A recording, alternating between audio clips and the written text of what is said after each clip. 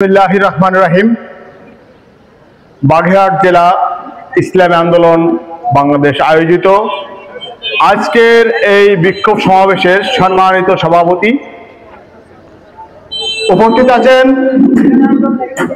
তৌহিদি জনতা। আসসালামু আলাইকুম ওয়া রাহমাতুল্লাহ। আপনারা জানেন গতকাল আমাদের দেশের প্রধান উপদেষ্টা জাতির উদ্দেশ্যে ভাষণ দিয়েছিলেন।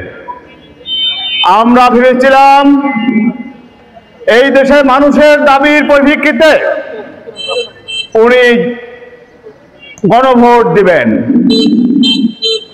গণভোটের ঘোষণা না দিয়ে উনি নির্বাচনের দিনে গণভোটের আয়োজনের কথা বলেছেন। ইসলামী দলসমূহ বরাবর বলে আসছে আজকের যে সংবিধানের অধীনে আপনি আছেন সেই সংবিধানে জাতীয় সনদ বাস্তবায়নের জন্য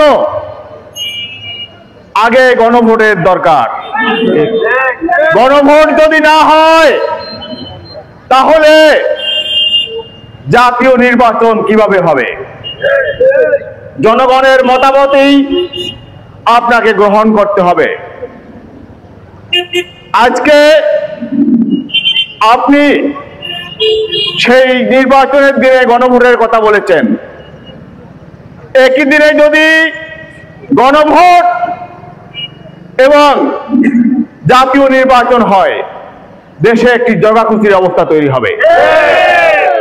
আমরা মনে করি আপনার সময় বুদ্ধির উদয় হোক, আপনি জনগণের দাবির দিকে তাকিয়ে আপনি আগে গণভোটের আয়োজন করেন। আপনি জানেন এই দেশে একটিমাত্র দল 5ই আগস্টে ব্যানার নিয়ে সরকার পতনের আন্দোলন করেছিলেন, ইসলামী আন্দোলন বাংলাদেশ।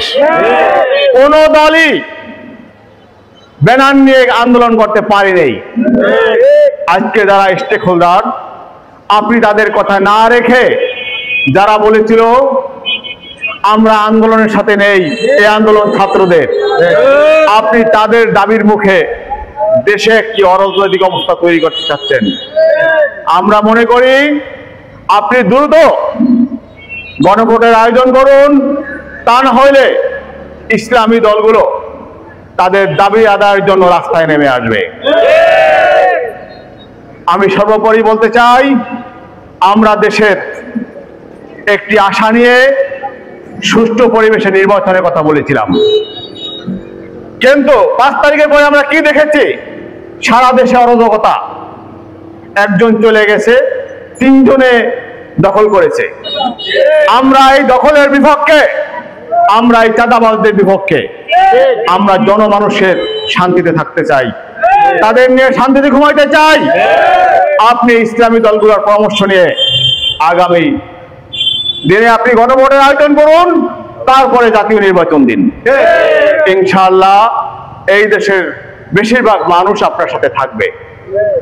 আমি সবাইকে সালাম জানিয়ে আগামী দিনে ইসলামের পক্ষে একত্রিত হয়ে সকল রাজনৈতিক আন্দোলনে আমরা এক থাকবো, এই আশাবাদ ব্যক্ত করে আমার সংক্ষিপ্ত বক্তব্য শেষ করছি। ওমা তৌফিক ইল্লা বিল্লাহ।